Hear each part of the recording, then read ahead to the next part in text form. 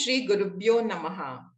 Ajam nirvikalpam nirakaramekam niranandam anandam advaita purnam param nirgunam nirvishesham niriham parabrahma rupam ganesham bhajema. Good evening and a warm welcome to the 41st session of Bhagavad Gita verse by verse. Team Param Vedanta is happy to continue with the next 7 shlokas 38 to 36 of chapter 6. Krishna is trying hard to make us understand with Arjuna's upadhi that this physical body or the emotional, intellectual identity are only our habitual way of looking at ourselves, but not our true self. In today's class, we get to learn this aspect of understanding our real nature through Vedantic meditation. The verses will be presented by Dr. Anupama, Dr. Rekha, Sri Vinayakan, Miss Vindhya, and straight from the horse's mouth with our teacher, Dr. Timmappa Hegde sir, presenting one verse today, in addition to weaving together all the verses with his valuable insights. The chanting of these verses will be done by Sarayu. May we be in tune with the chanting, absorbing the essence of its meaning. But to begin with, we have Dr. Satyanarayana giving us the much needed recap of the 5 verses covered in the last session. Dear seekers, come, let's immerse ourselves in the sweetness of Vedantic meditation. Over to you, Dr. Satyanarayana. Om Shri Gurubhyo Namaha. In the previous session, we have seen Lord Krishna elaborately discussing the topic of Nitidhyasanam, otherwise known as Vedantic meditation.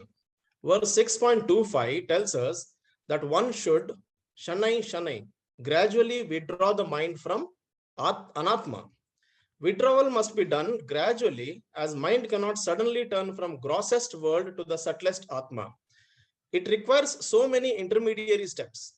It is called Arundhati Darshana Nyaya, making the mind gradually subtler and subtler.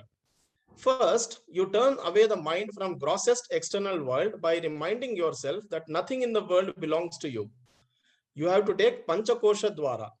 Withdraw from world to Annamaya Kosha towards Anandamaya Kosha, from body to mind and mind to consciousness.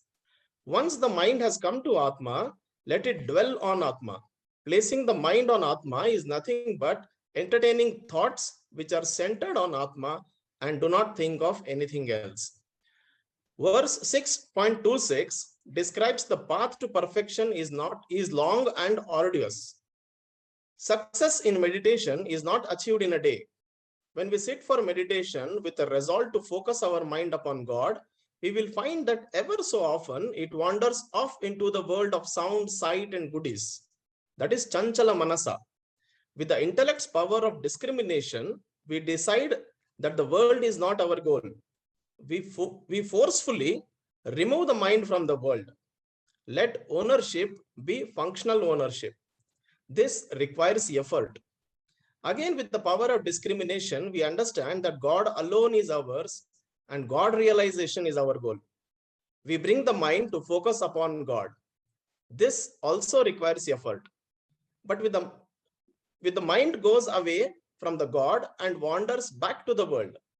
This does not require effort and happens automatically. So repeatedly, take the mind away from the world and bring it back to the God. Then slowly, mind's attachment towards God will start increasing and its detachment from the world will also increase. As this happens, it will become easier and easier to meditate. Verse 6.27 talks about Dhyana Phalam. The benefit of Vedantic meditation is unconditional peace. Such Jnani is Prashanta Manasa. He enjoys the highest Ananda, contentment or Purnatvam. Vedantic meditation brings about transformation of very thinking process. In the light of Vedanta, it is not a problem. It is a situation. I should be able to say, I am happy not because of situation, but in spite of the situation. You do not solve the problem, you dissolve it. They become insignificant. Previously, unpredictability gave me anxiety, but now the very same unpredictability does not give me anxiety. Teachings changes the perspective and response, and therefore there is peace of mind. This verse says how we know we are progressing. Sri Krishna says that When we are Shanta Rajasam, that is free from passion, Akalmasham, sinless, then we will become Brahma Bhutam, that is endowed with God realization. At that stage, we will experience Sukham Uttamam, the highest bliss. Verse 6.28 says that the yogi is gradually free from his unhealthy habits of thinking. This Shanti is Jnanaphalam.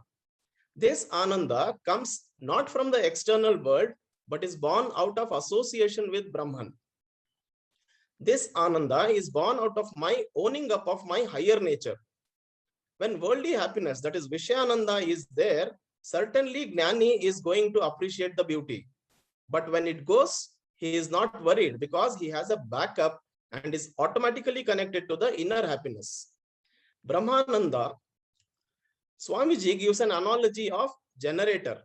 When the power goes off, you don't worry. You have a generator to supply the power. This Atyanta Sukham Ashnute is Jivan Mukti. Verse 6.29 says how a Gnani becomes saturated with the self-knowledge because of consistent practice of Nididhyasanam by giving quality time to the thoughts of Vedanta. He sees all living beings in God and God in all living beings. Like sugar candies of various colors, size and shape, he sees the same sweetness inherent in all candies. Likewise, in all the ornaments, be it bangle, chain or ring, he sees the gold inherent. Atma as residing in every living being. Further benefits of Nididhyasanam and Arjuna's doubt on this is elaborated in following verses. Hari Om. Thank you, Dr. Satyanarayana. That was a very nice recap of the verses studied in the last class, and we will continue on the same theme in today's class also. Sadashiva Samarambham Shankaracharya Madhyamam Asmadacharya Pariyantam Vande Guru Paramparam. Om. We have come to the Sthita Prajna portion of the 6th chapter of the Bhagavad Gita. The more we are sensitive to such verses, we will see that it comes again and again in so many other chapters. What we normally thought is there only in the 2nd chapter and in the 12th chapter. We see it in the 14th chapter. We saw it in the 13th chapter. And again, we saw it in the 5th chapter. And now we are seeing at least 6 verses. The 3 verses in the last class and 3 more verses in this class are all talking about that person who has become a success through meditation. That person who has attained to Purnatvam through meditation. How will such a person, what is the vision of such a person? I mentioned about this shloka which comes in Yoga Vasishta, and it is also there in Panchadashi and the verses that I have quoted. And it is a verse which Swami Paramarthananda ji keeps repeating so many times as a definition of Nididhyasana. This is a verse, let us remember it by heart. Let us keep chanting this also, because this will give us an idea of what is Nididhyasanam.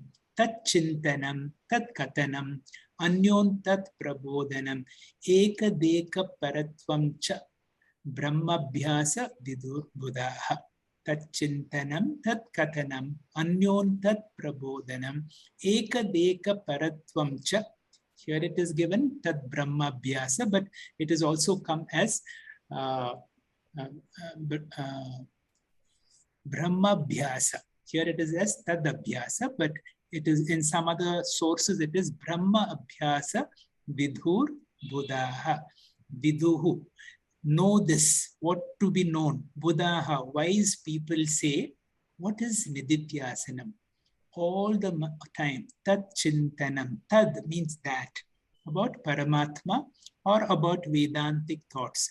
All the time entertain Vedantic thoughts. Aham Brahmasmi, I am Atma Brahma. Let that be the Shruti of your life. I am Nityaha, Shuddhaha, Buddhaha, Muktaha. Although I am that, for transactional purposes, using this body mind, which is like a costume, I'm playing a limited role, whatever role I have to play. So in this current is Tat Chintanam. Tad katanam. Whenever I meet somebody, I speak about that only. And then through my classes like this, tad prabodhanam. I educate each other. I awaken each other. Ekadeka paratvamcha. Other than this, I don't entertain any other thought. About that, tad brahmabhyasa. Vidur pudaha. Let this be our open eye meditation. All the time, like Sri Dakshinamurti keeps one leg on the ground, let us remember this verse and let us be in open eye meditation. After discussing 3 verses in this class, which are very similar to the Sthita Prajna like verses, that means how a person who has bloomed through meditation, what kind of vision such a person has, we complete the topic by answering some of the problems about meditation and its remedies through a brilliant question by Arjuna. Arjuna seems to say, "Oh Krishna, I understand what you say, but I have a lot of limitations." And this gives opportunities for us to see properly what are the obstacles that come into meditation. Swamiji, our teacher, has gone into Mandukya Karika by Gaudapadacharya, where although in the Bhagavad Gita, Arjuna raises only one problem, the chanchalatva of the manas, the mind that is so distracted. So Gaudapadacharya brings 4 other points. Now, an undisciplined mind or an untrained mind is an obstacle to Vedantic study. And the study with this kind of mind becomes only academic. We may know a lot of things, we may be able to teach all these things, unless we are able to meditate. And for that, we need a mind that works for us. The mind should not have any of these impurities. Therefore, Gaudapadacharya says we should have mano nigraha. The Mandukya Karika has got 4 parts. The first part is the Agama Prakarana. Second is a very interesting part called the Vaitatya Prakarana. And all the verses that we talk here come in the Advaita Prakarana, the 3rd Prakarana. And finally, there is one Prakarana called the Alata Shanti Prakarana. There are more than 10 verses where Gaudapadacharya discusses the obstacles to meditation in a very poetic form. What are the obstacles? The 4 obstacles, he says, are, one is called layaha. Layaha means drowsiness. We all know when we go into meditation, the problem is we may go off to sleep. The second is what Arjuna raises, vikshepaha. The mind is so restless, and a restless mind is not able to focus on the teaching. Kashaya. Because of past emotional trauma, the mind can get stunned. The mind can bring back all the impurities, and therefore I am not ready for a further progress spiritually. And another problem which Gaudapadacharya brings about very strongly is what is called rasasvada. You may get so intoxicated by the joy of meditation that you are using meditation as another drug to experience it. So he also gives us certain solutions. What is the solution? Now, I explained. Let us go into the thing once again. Layaha means a drowsy mind. Vikshepaha means a restless mind. Kashaya is an emotionally overwhelmed mind. And rasasvada is a mind that is addicted or drawn to meditation for the experience of meditation. The obstacles and the solutions are for layaha.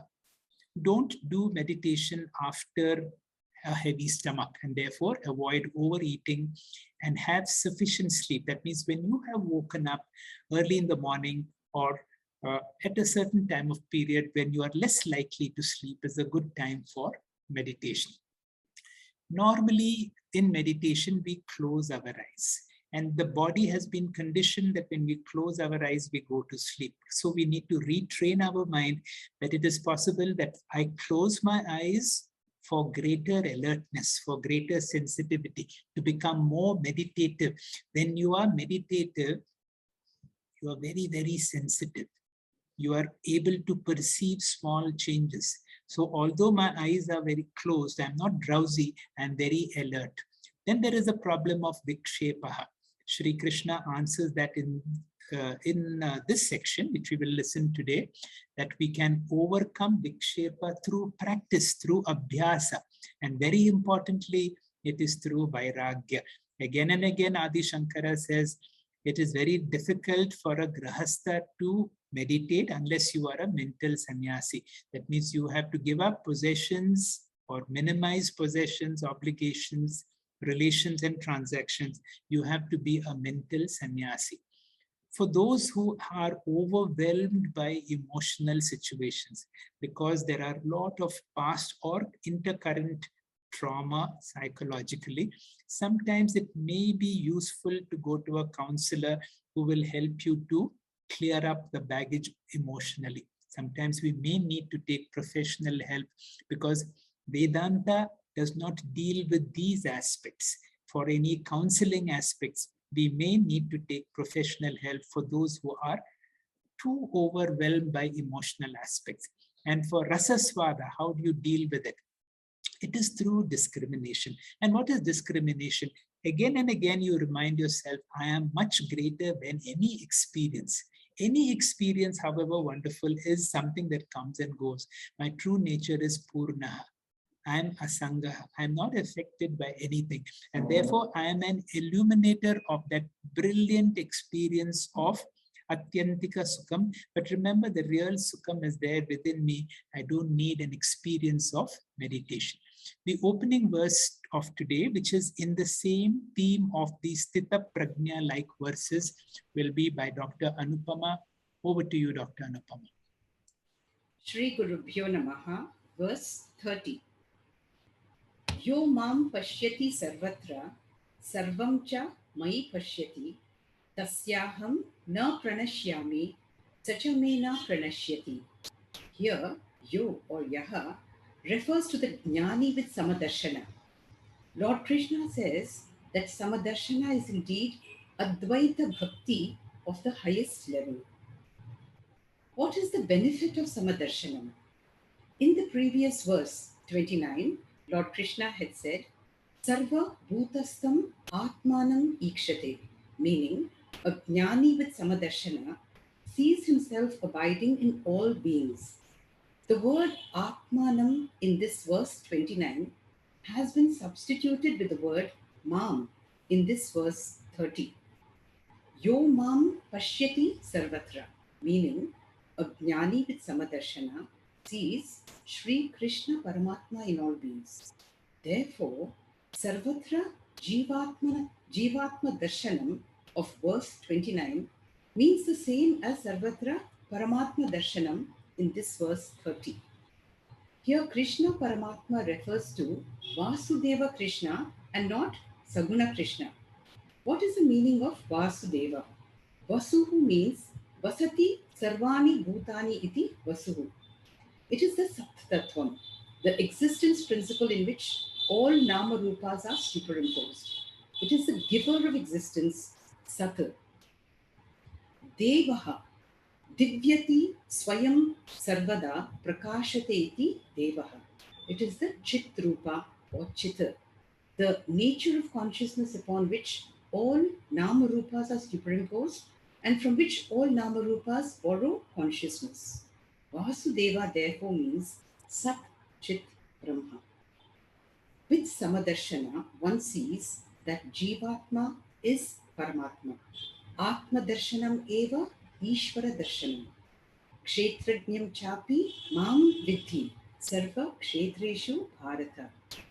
With this understanding, let's analyze this verse. Yo mam pashyati sarvatra sarvam cha mai pashyati. Just as I know that I pervade my entire body and every part of it is precious to me, I also know that this whole body of mine exists in me, the Jivatma. When this Jivatma becomes a jnani, with the expanded vision of Samadarshana, he becomes aware not just of himself, but of the entire cosmos. As the witness or sakshi of the cosmos, he becomes Ishvara or Paramatma. He sees himself as the Paramatma in all beings and all beings in himself as the Vishwa Adharam. For this Jivatma Paramatma Ekatva Darshi Jnani, self-awareness is God-awareness. All of God's glories are His self-glories. This phalam is expressed in Dakshinamurti Stotra as Sarva Atmatva Mahavibhuti Sahitam. This Jnani is endowed with the glory and powers of Paramatma. Syat Ishwaratvam Svataha. The Jnani gains Godhood.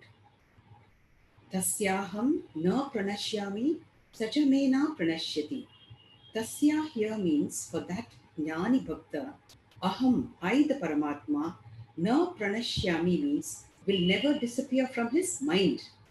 The Jnani will never forget God at any time. Also, Saha, this Vidwan, will not disappear from the mind of the Lord. Why? Because there is no difference between Ishvara and Jnani. The knower of self is self, the Ishvara. A realized master is indeed Ishvara. Thank you. Thank you, Dr. Anupama, for an explanation of a very difficult verse. And as you will see in these verses, you see the quality of the Upanishads. That's why you have Sarvo Upanishado Gavo.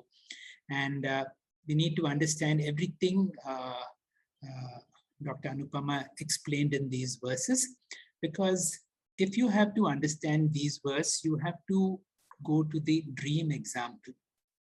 In the dream, what happens?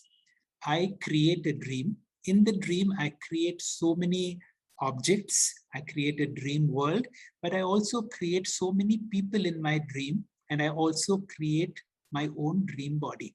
Remember, the whole dream world is my creation. I sustain the dream world, and the whole dream world resolves into me. And therefore, any person in the dream there is not other than me.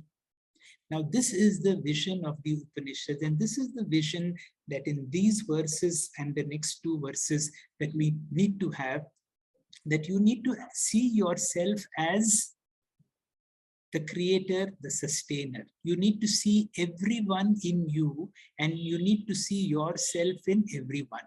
And when you have that vision, such a person, na pranashyami, such a person can never perish. Here it means such a person can never be remote from God.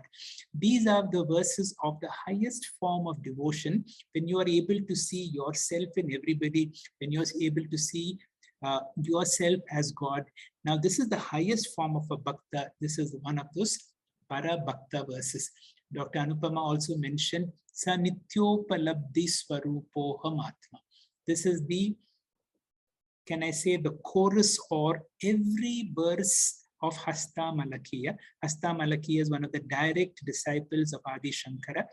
And in that Hasta Malakiya, which is a very advanced set of Vedantic verses like Sri Dakshinamurti Stotra, in some ways even more difficult to understand, is the answer to the question by Adi Shankara as to who are you? And he gives a brilliant explanation, and in the end of each verse, it comes like this: Sa nityopalabdhi swarupo hamapta. I am of that Atma which is of the nature of existence and consciousness. We go to a next and a similar lofty verse, which will be explained to us by Dr. Rekha. Over to you, Dr. Rekha. Om Shri Gurubhyo Namaha. Recapping just a little, the 6th chapter, Dhyana Yoga, deals with various aspects of meditation, which is made easier for us to understand by Swami Paramarthananda, who divides it into 5 topics. The first is Bahiranga Sadhanani, which is the general disciplines to be observed by a meditator. The second is Antaranga Sadhanani, which are specific disciplines to be observed just before starting meditation. The third is Dhyana Swarupam, which is the actual process of meditation, consisting of Dharana, Dhyana Samadhi, or dwelling upon the Vedantic teaching received from the Guru. The fourth is Dhyana Phalam, the benefit of practicing Nididhyasanam, which is where we are, the benefit of practicing meditation, which is where we are now, followed by Pratibandha Nivritti. One of the best ways to understand the process of Nididhyasanam is given in the acronym REPAIR ILOVT. which is the revision of perspective and its response in the light of Vedantic teaching. In the next slide, we see how through Shravanam and Mananam, we get the doubt-free knowledge that one, Atma is different from the body-mind complex, Deha Vilakshana. Two, Atma pervades every body, Deha Antarayami. And three, every body is an Atma, Sarva Deha Adaraha. This knowledge is, however, intellectual. It is not internalized or assimilated in my personality. It is through Nididhyasanam or Vedantic meditation that intellectual knowledge is converted to emotional strength. In the next slide, we see that we get the benefit of Nididhyasanam in verses 29 to 32. This assimilation of knowledge leads to emotional strength, which in turn leads to transformation in my perception of the world around me. This is an attitudinal change where the world no longer disturbs me. I do not react to things with what, but instead respond with a nonchalant, so what? In the next slide, we come to verse 31, which continues to describe the benefit of Vedantic meditation. It goes like this: Sarva bhuta sthitam yomam bhajata ekatvam astitaha sarvata vartamanopi sa yogi mayi vartate. The meaning: one who has attained the vision of oneness worships me, who am present in all beings. That yogi abides in me, though engaged every way. Next slide, please. So knowledge has percolated into me and my behavior so that I do not see myself as a body-mind complex, but as the eternal consciousness that is present in everybody. I also see that everybody is in consciousness itself. And this is a radical change in my perception. If I can do this, I have become transformed by the teaching, seeing myself in everyone. And this is considered to be the highest form of bhakti or devotion. And Lord Krishna calls such a person the highest or parabhakta. Next slide, please. Swami Paramarthananda teaches us that this verse is given here mainly to indicate that once we have this realization, we become Jivan Mukti. We can continue to live in the world, doing our work as grihasthas, brahmacharis, or in vanaprastha, as the case may be. We do not have to do special pujas or go on pilgrimages. It also does not matter whether our circumstances, which we find ourselves in, whether they are happy or unhappy. In other words, the world can no longer unsettle or disturb me. And this is because of my attitudinal change, a change in the understanding of myself and the world. I am now Jnana Nishta. And this is the benefit of Nididhyasanam, conversion of Jnanam to Jnana Nishta. Thank you. Hari Om. Thank you, Dr. Rekha, for an excellent explanation of a difficult verse. And as these are very lofty verses with the Upanishadic kind of view in the Bhagavad Gita, what you have done is, although we have a very limited time frame per speaker, you gradually brought us through the whole process of meditation to understand our real self and what the Gita is trying to tell us, the great Upanishadic truths, that I am not this limited body, but I am this Atma Tattva. This Atma Tattva is an infinite principle which is always there. It is functioning through this limited body-mind complex. This Atma Tattva in me is the same in everybody, because the infinite cannot be confined to any one person. It is like space, it is everywhere. And it is through this infinite conscious existence and limitless Sat Chit Ananta principle, like the ocean, and all of us are like waves. The more you shift from the limited body-mind complex, then you have this vision of being able to see yourself in everybody and everybody in you. Now, this is difficult in transactions, and because in transactions, you have to preserve your entity and you feel that the other person is threatening into your space. Go back to the dream example. In the dream example, There is no you, there is no me. We are all one. We are playing a little drama. In my drama, if it means that I have to wrestle with you, I have to fight with you, I have to have a debate with you, do so. But do so with the sense of, do so very sincerely, but don't take it very seriously. The whole message is Sarvata Vartamanopi. That means even while engaged in intense transactional activity, which may seem in this Vyavaharika world as survival of the fittest, as I have to come up in life, I have to fight for my own position. It may be so. Preserve your turf, because when you are given responsibility for an organization or for your family as a leadership role, you have certain roles to play. And even if it means competing with others and preserving your own territory, all the time remember that there is no other. We are only playing our games with each other. We come to now verse 32. And when I requested Dr. Sundar to give me this verse, I knew this was an important verse because this was a verse which Swami Anubhavananda ji had put up on his website as an important verse which had a great influence on him. But even at that time, when I asked that I want to speak about this verse, I did not know the real depth of this verse. Now that I have understood something about this verse and I'm ready to share this verse with you, I can say with this confidence, it is a verse like this, which has given the Bhagavad Gita the status of one of the greatest scriptures, and Sri Krishna as the Jagat Guru, a guru not only for the Hindus, but a guru for the whole world. This particular verse today has become my most favorite verse in the entire Bhagavad Gita, because there is such a rich message that Sri Krishna, the scriptural message, that let us see each word of it in essence. Although Sri Krishna has given such a profound message, his message here is Mata. This is my opinion. At the time of election, we talk of Matadana. Mata really means my opinion. Sri Krishna is saying, this is my opinion. What is my opinion? Atmau pammena sarvatra samam pashyati yorjuna sukham va yadi va dukkham sa yogi paramo mata.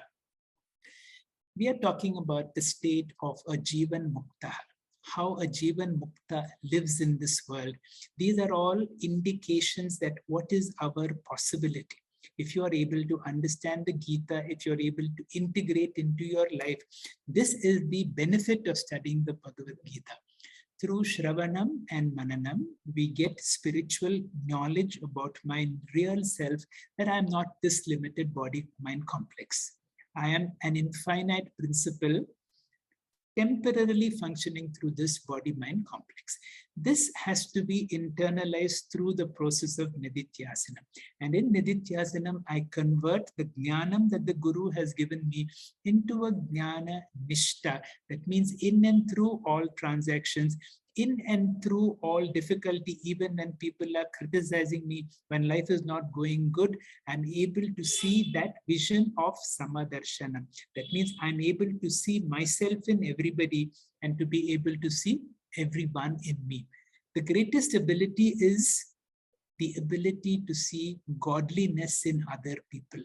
Even in the person who is a difficult person in your life, even in that person who is a person who's tormenting you. Swami Anubhavananda ji calls such a person a super deluxe yogi. Sa yogi paramo. Parama means the highest. Such a person is the highest, who is able to see himself in everyone, who is able to identify himself with everybody. Such a yogi, he calls it as the greatest yogi or yoga. The same verse has made Jesus such a great teacher. When Jesus spoke about these verses which transformed himself, and this is one of the most quoted verses from the Bible, love thy neighbor as yourself. And little later on in the same scripture, it comes as love thy enemy as thyself. Why? Invariably, it is your neighbor who is your enemy. People with whom you relate to closely, with whom you have turf issues, are the people you have difficulty with. Now, if you're able to see divinity in each other, so what is this word? Atmaupamena sarvatra. That means, can you put yourself in the shoe of the other person? Taking yourself as an example. Aupamena, making yourself as an example. Samam pashyati Arjuna. Look at everyone else as if it is yourself. In Judaism, in a part of Judaism called the Talmud, there is a great mystic called Hillel. Hillel is a woman. In this picture, you can see the great Hillel was once asked by a skeptic. This skeptic was standing on one leg and challenges Hillel to, can you give me the essence of the Torah when I stand on one leg? So wherever you see the pictures of Hillel, you see a person challenging by standing on one leg, and you see the other leg is raised. Torah is a very voluminous scripture, and it is difficult to condense the Torah. And Hillel says, treat others as you would like others to treat unto you. Do not do unto others what you would not like others to do unto you. So you will see many centuries ahead, Sri Krishna has given the same verse, Atmau Pamnena Sarvatra Samam Pashyati Arjuna. That means in your day-to-day life, whenever you interact with anybody, if you can put yourself in the position of that person and see how that person would see you. For us as medical doctors, this has been a great exercise ever since I learned this. Sometimes when you yourself are unwell, even though you are a doctor, what you do, you try to avoid a consultation as possible. You will treat yourself as much as possible. Only when things become really difficult, you approach a doctor. And remember, what are the thoughts you go through? Although it is so easy for us as doctors to see another doctor, we don't have that kind of waiting. We may not have to pay to have a consultation. And yet, when you are in going through the consultation, you go through so much of anxiety. Is it something serious? Do I have to go through a very uncomfortable test? What am I going through? Do I have to go through some painful treatment? Do I have to undergo an operation? Now, every patient that I treat, if I'm able to see what my patient is going through, this is what Sri Krishna says in every interaction. When you are dealing with a client, put yourself in the position of a client. What are the thoughts that are going through? Put yourself in the position of your employees. Put yourself in the situation of those who report to you, how they would be able to see you. And this is the meaning of Atmau Pamena Sarvatra Samam Pashyati Arjuna. Then you will see how suddenly you transform yourself to a nice person. You will see these verses are possible only when you are attached to nothing, but you're connected to everyone, because now you identify yourself with everyone. A Jnani's mind has expanded to such an extent, he is able to see all bodies as his own body. Now he knows that he is the Atma, which is behind every body. Now, can you therefore hurt yourself? Can you consciously take an instrument and hurt yourself? You will never do. And once you identify yourself with somebody else, you can never hurt a person. Now, such a doctor will therefore take decisions for the patient as if he would be treating his own family members. He will look for the best possible treatment, the most inexpensive, the most simple form of treatment, because now he is able to empathize, feel with the other person like himself. This is a tremendously great accomplishment, and this is the application of scripture in daily life. Lord Krishna adds another clause, Sukham va yadi va dukkham. That means in happiness, in good situations, you can treat others nicely. But if the other person is tormenting you, if the other person is giving you all difficulties, can you still see the other person just like yourself?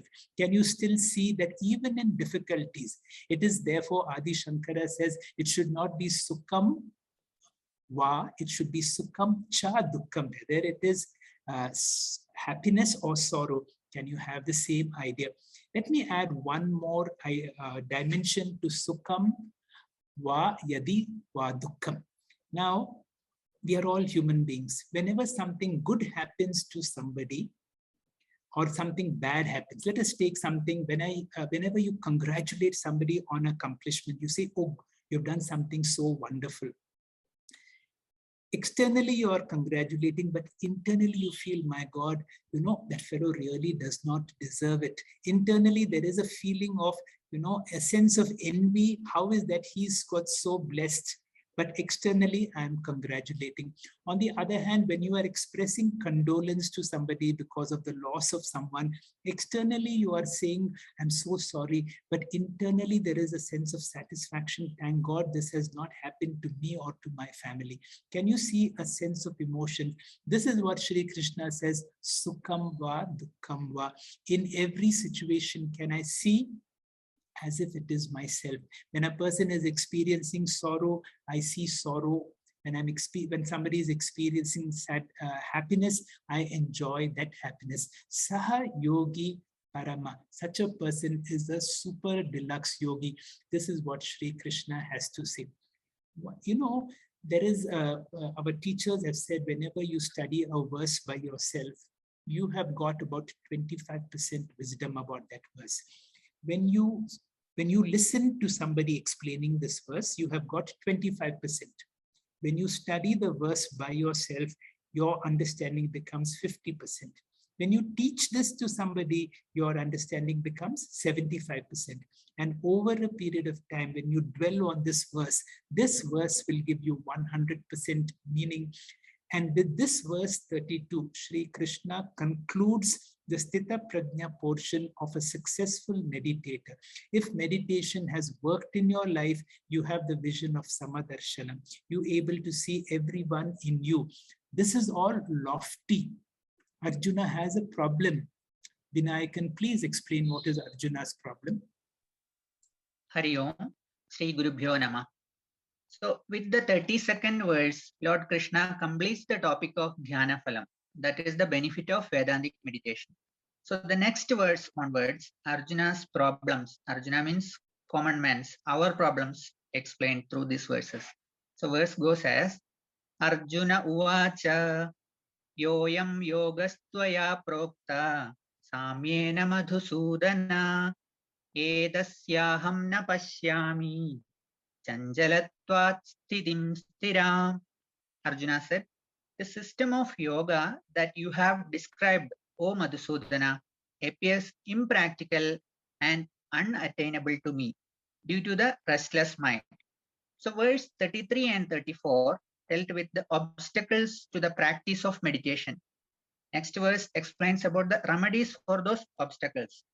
So in our scriptures, 4 types of obstacles of meditation are mentioned, and the remedies also mentioned, elaborately discussed in the Gauda Karika of Mandukya Upanishad. Just now Hegde sir already explained those things. The main 4 obstacles are Laya, Vikshepa, Kashaya and Rasaswadaha. That is dullness, sleepiness of mind, overactivity of mind, and state of standardness, and intoxication due to the meditation. So here Arjuna is talking about main obstacle, that is Vikshepa, wandering of mind. Arjuna says, Hey Madhusudana, I am yoga tvaya prokta. So this meditation of dwelling in Vedantic teaching, especially the teaching that I am Atma, everything else is Anatma, which I am supposed to invoke repeatedly during meditation, you have taught this to me. But the problem is, Arjuna says, Etasyaham sthiram sthitim na pashyami. I am able to receive the wisdom from you, and I am able to understand also. But the problem is, it is not remaining in my mind. I am not able to retain the knowledge. The reason is chanjalatvam. The key word here is chanjalatvam. It is born out of Rajoguna. And Arjuna explains his problem more clearly in the next verse. So the 34th verse goes like this. Chanjalam hi mana Krishna pramadhi balavadridham tasyaham nigraham manye vayoriva sudushkradam. Arjuna says, Hey Krishna, The mind is highly active, fickle wandering. Mana chanjalam. Chanjalam and pramadhi. Pramadhi means turbulent. Next slide, sir. It is not only turbulent, so it churns and makes all the other organs also turbulent. So it churns entire personality. It activates all organs like Panchajnanendriyani, Panchakarmendriyani, etc. Pramadhi means disturbing the other organs also, transferring the disturbance to the sense organs and body. And not only it is Chanjalam and Pramadhi, it is Balavad. Balavad means it is so powerful, it conquers my wisdom and intellect. And next is Dridam. It is firm and powerful. So therefore, an extrovert mind cannot practice Atma Dhyana. Arjuna says, because of these powerful qualities of mind, Aham Manye, I consider Sudushkaram, it being extremely difficult to disciplining the mind. Tasya Nigraham. Nigraha means disciplining or managing the mind. Like Vayoriva, like controlling the wind.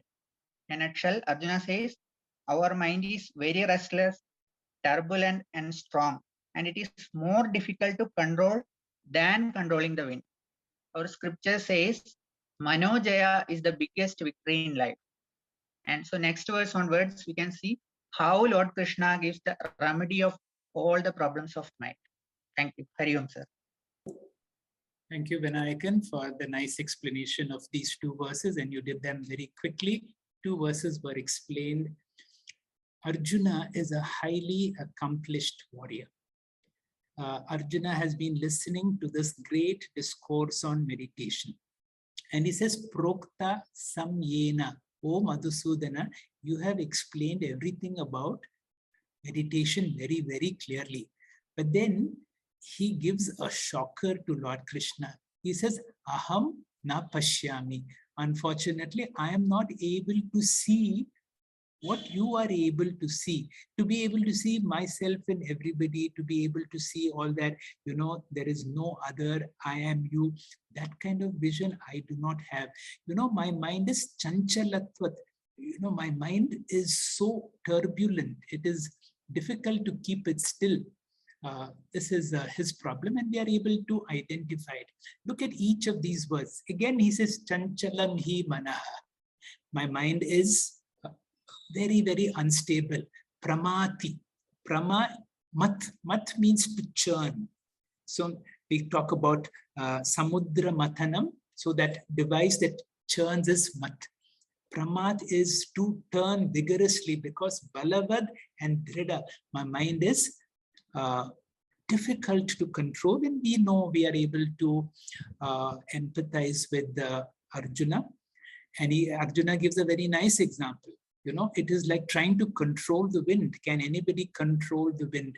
So let us see what Sri Krishna has to give an answer to, and we will see that in the next verse. Over to you, Vindhya.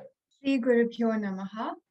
I'm going to narrate a small incident about my Chanchala Manas to explain verse 35 and 36. So I was reading the verses to prepare for today's presentation, and to avoid any disturbances, I sat in my room alone with the doors and the windows closed. Now that I had controlled all external disturbances, from traffic noises to people talking, I began to read the verses. I had barely made it past the first verse when I began shaking my leg. Then I started playing with my hair. And then I decided, my hair is so dry, maybe I should go and oil it. So I left my quiet room that I had created for myself and went to the kitchen to oil my hair. 15 minutes later, I came back and read one more verse. Then I thought, in 30 minutes, I'm supposed to wash my hair anyway. Maybe I'll come back and then read and I'll be fresh. But in all that I was doing, what was happening? Why was I indulging in so many activities? That was because I was not focusing on what I was doing. In all the time that I had spent getting distracted, I was also reading. It's not that I wasn't, but with a lot of disturbances. Were these disturbances external? No, because my quiet room was there. But the most important distractor had been let loose, and that was myself. I was not able to control myself. My own internal distractions had overpowered all external distractions. This is the essence of these verses. And the only reason I realized I was distracting myself was because I was reading this verse. Shri Bhagavanu Vacha Asamshayam Mahabaho Mano Durnigraham Chalam Abhyasena tu Kaunteya Vairagyena cha grihyate. The Lord answered, O Arjuna, undoubtedly the mind is fickle and difficult to restrain. However, it can be restrained through detachment and practice.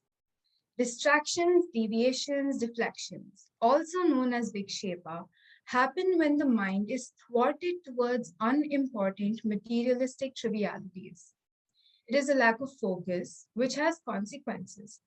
Some consequences include procrastination, feeling guilty about not completing important work, feeling stressed, spending the whole day on just one activity because you cannot finish it quickly, or feeling lost and lacking the sense of accomplishment.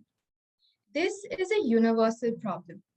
I may be able to stop all external distractions by closing the doors, switching off the notifications on my phone, but how will I stop myself from distracting me? Our minds are often compared to Markata or monkey due to the wandering nature. It is durnigraham or not easily manageable. The first step to calming this chanchala manas or the fickle mind is to accept that your mind, just like mine, is easily distracted. When we are able to control our minds internally, then external distractions become easy to handle. Two techniques that will help us achieve a tranquil mind are vivekabhyasa and vairagya. Vivekabhyasa. This is the inculcation of good habits and is called vivekabhyasa.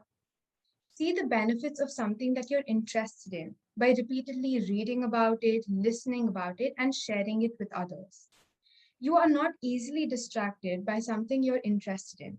So find something that you like to do. In the context of Vedanta, it is about seeking independence from the material world. You here, since you're taking these classes, you know what you want. You want a detachment from the material world and you want to be one with yourself. For this, we read the scriptures, listen to classes, and perform our duties as Vedantic students. Vairagya refers to detachment. Detachment from worldly problems. Through Vairagya, there is no emotional attachment with the world. Like Arjuna in this picture, focusing on the bird's eye during archery, unbothered by external or internal stimulation, Vairagya helps us focus on spiritual studies to attain moksha and realize that I am Atma Brahman. Verse 36 is a continuation of verse 35. Asamyatatmana yogo dushprapa iti me mati. Vashyatmana tu yatata shakyo vaptum upayataha. Yoga dushprapaha. Dhyana yoga is difficult to be attained. Asamyatatmana, by someone who has an unrestrained mind. But shakya avaptum, it can be attained. Vashyatmana, by the self-controlled. Yatata, who strives. Upayataha, through proper means. Iti, this is. Me matihi, my view as in the Lord's view. Dhyana yoga is difficult to be attained by one with an unrestrained mind, but it can be attained by the self-controlled who strives through proper means. This is my view. Viveka and Vairagya are two methods by which the mind changes its interest from something fake to something real. And if that mind has not practiced Viveka and Vairagya, such a mind is called asamyatatma mind. Atma means mind. Asamyatam means not transformed from perishable to imperishable or from unhealthy to healthy. The mind should ideally transform from artha kama pradhana to dharma moksha pradhana. For someone who has not revisited the way the mind has been channelized, yoga dushprapaha or meditation is not accessible. Sitting in meditation is not enough because ensuring the mind doesn't wander towards materialistic pursuits, like mentioned before, is the main goal. Shakya avaptum upayataha. Avaptum shakya. Meditation is possible for those who have disciplined the mind through the two upayas of viveka and vairagya. By concentrating and focusing while learning our scriptures, we transcend from being world-dependent to God-dependent and finally self-dependent. Thank you. Hari Om. Thank you, Bindya. That was a nice explanation of Sri Krishna's answer to Arjuna's question. And as you know, the great Sri Krishna was not perturbed by Arjuna giving, a blunt answer that I don't see what you see. My mind, I have my difficulty. And Sri Krishna immediately identifies, he says, certainly I know what is going through. Asamshayam o mahaba, without doubt, he says. But he says it is possible through abhyasa. What Sri Krishna is saying is meditation is a trained, is something that you need to train your mind to. And if you're able to control your mind, if you're able to train your mind, meditation can be a wonderful tool to achieve the Vedantic understanding. And how do you do it? You have to bring in viveka, that means through wisdom, and through vairagya. You have to be a mental sannyasi. I spoke to you about port again and again. The last verse was again a repetition. He says if the mind is not controlled, you're not going to achieve. But on the other hand, if you're able to control your mind, you will be able to achieve to meditation. Meditation is possible for someone who's able to control your mind. And if you have a controlled mind, now this becomes possible. With that, Sri Krishna gives the final word on meditation. And then Arjuna raises another very relevant topic. And what is the very relevant topic? When a person comes into the path of Vedanta, you have left the traditional path of the ritualistic approach to God. You have left that, and suddenly a thought comes, if I don't attain to moksha, will I become a Chinna Brahma? That means, will I become a scattered cloud? What will happen to a person who works on the path of a spiritual path, especially a Vedantic path? But for some reason, if a person is not successful in this life, the person has a premature death, Sri Krishna gives an answer, Suchinam Shrimatam Gehe. Such a person is called a Yoga Brashta. So we will have all the verses dealing with Yoga Brashta that will be in the next class. But now let us listen to the young Sharayu chanting these verses that we have studied in this class. Over to you, Sharayu. Shri Gurubhyo Namaha. Yo mam pashyati sarvatra sarvam cha mai pashyati tasyaham na pranashyami sacha me na pranashyati sarvabhutassthitam yo mam bhajatyekattvamastitaha sarvata vartamanopi sayogi mai vartate atma upamyena sarvatra samam pashyati Arjuna sukham va yadi va dukkham sayogi paramo mataha. Arjuna uvacha yoyam yogastvaya proktaha samyena madhusudana etasyaham na pashyami chanchalatvat sthitim sthiram chanchalam hi manah Krishna pramati balavadridam tasyaham nigraham manye vayoriva sudushkaram. Shri Bhagavan uvacha asamshayam mahabaho manodurnigruham chalam अभ्यासेन तु कौन्तेय वैराग्येण च गृह्यते असंयतात्मना योगो दुष्प्राप्त इति मे मतिः वश्यात्मना तु यतता शक्यो वाप्तमुपायतः हरिः ओम् श्री गुरुभ्यो नमः हरिः ओम् Thank you. Thank you, dear Sayu, for the wonderful chanting. What a perfect culmination of innocence and bhakti bhava that touched our hearts. Thank you, Dr. Timmappa Hegde, sir, for your consistent guidance, holding up the mirror for us to see the true nature under the light of Swamiji's teachings. Sincere gratitude to all the speakers for sharing their understanding in such a pristine way. A special mention to our young team member, Miss Vindhya, for the practical Vedanta that gives us a lot of trust in future generation. Let's dwell on the embedded Mahavakya, Sarvatra Atma Darshanam, Sarvatra Ishvara Darshanam. And this is the highest form of bhakti. And Swamiji says the highest form of bhakti is possible only through self-knowledge. Let us practice this form of bhakti consciously as a background score upon which our worldly activities will continue till we meet to learn more about this. And in the next session on Friday, the 1st of October 2021 at 6:45 p.m. Indian Standard Time. Krishnam Vande Jagadgurum. Om Purnamada Purnamidam Purnat Purnamudachyate Purnasya Purnamadaya Purnameva Vashishyate. Om Shanti Shanti Shanti Hari Om.